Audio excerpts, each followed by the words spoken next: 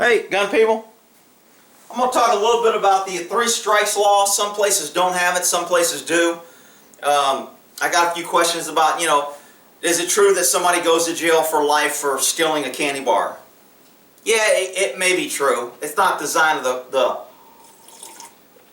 the case, because what a three strikes law is, and most people don't understand it, is it's to get career criminals off the streets. Now, there was a team in Sacramento, and I worked with them on a couple of cases, and it was a career criminal team. All they did was go after career criminals who were dangerous and violent, etc., and they get out, and they know they're going to recommit, and they've been to prison 2 times, and they've been deported 14 times, but they're a good illegal, I'm sorry, undocumented, and, we shouldn't judge them because they came across a thing, even if they've been arrested 14 times, 14 felonies, and they just killed somebody, we still need to be sensitive that the fact that they're illegal and they're running from their poor country, whatever. Don't get me started on that PC crap. Three strikes law. Three strikes law was designed, it's a good law, I like it. It stops criminals. There's a bad side to it, but on the major front part, it's a good law. And it's designed that if you get 3 violent felonies, then you go away for life. So after your second felony, you may get 1 felony and you get a second felony, they tell you on your next felony, that's it, you're going away for life. That's a big motivator, and that stops a lot of criminals. That law is a great law, and it's good, and it does what it's designed to do. So, the law is violent. You want to get career criminals who are violent. So, nobody goes to jail for life for just 3 crimes.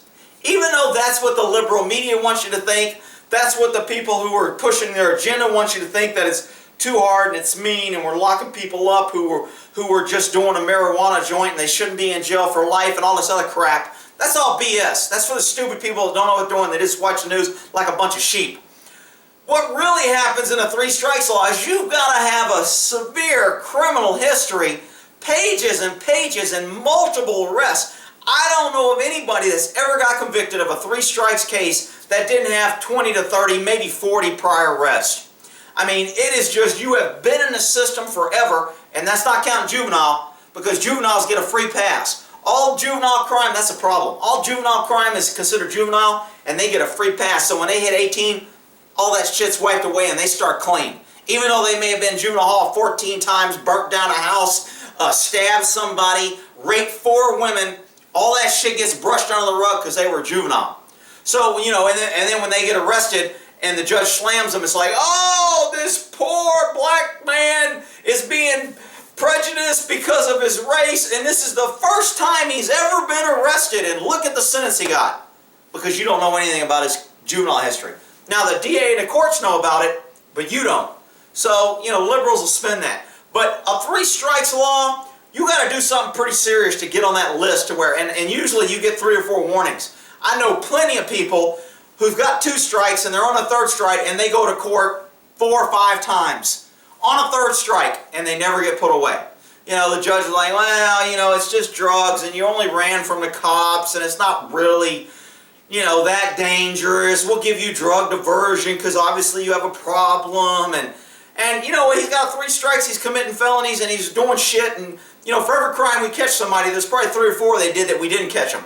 So when somebody's got a criminal history that's 14 pages long, they've probably done 100 pages of crime, but they don't get caught every time.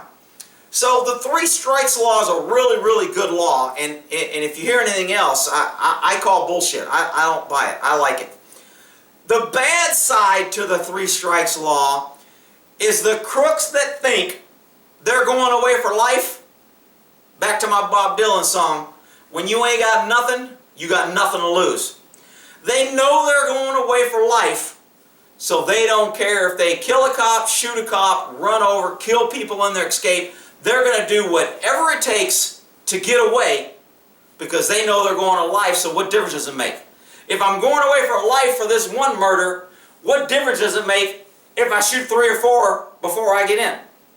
So that's the problem, and that's what a lot of defenders saying it's a bad law because it forces people. I don't buy that crap. You know what? It may force them, but they still need to get off the street. If they're willing to do that, then they shouldn't be on the street in the first damn place. But, it's it's going to be spun about, oh, you know, this poor guy went in and took a candy bar, and I hear this, I've seen this in the news I don't know how many times. Guy gets 3 strikes, 25 to life for stealing a candy bar. They don't say that he went in there with a knife, did a strong-arm robbery, stabbed a dude, and took the stinking candy bar. They just say he's going away for life because of candy bar. Now look, if you go into a store with no money, it's considered burglary. There's a difference between burglary and theft. If I go in, and again, this is going to sound crazy to most people, and it is crazy, but that's the way our law is. If I go into a store with no intent to steal, and I'm in there and I'm looking around like, you know what, they don't have very good cameras there, I think I'll just take this candy bar and eat it. And I leave, that's theft. However, if the cops can prove that you went in there with the intent to steal, now it's burglary and it's a felony.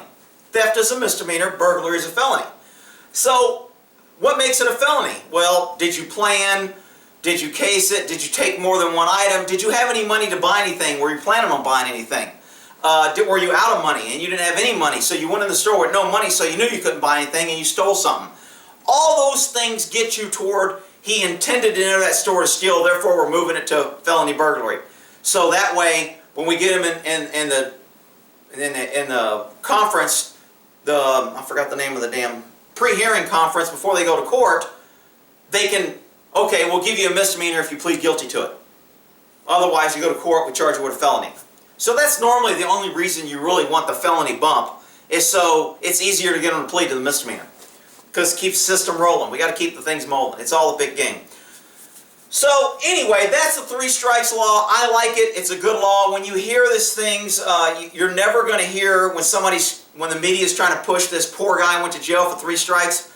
You're never going to see his complete criminal history. You're not going to see his juvenile criminal history. You're not going to see the details of all his arrests. You're not going to see all the arrests that were dismissed because of witness intimidation. You're not going to see any of this stuff.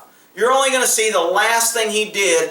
If it's not murder 15 people, the people against 3 strikes are going to be crying that it's all the poor guy and the cops are picking on him and, you know, it's because he's gay or he's black or he's a woman or he wants to be a woman or he thinks he's a woman and it's whatever.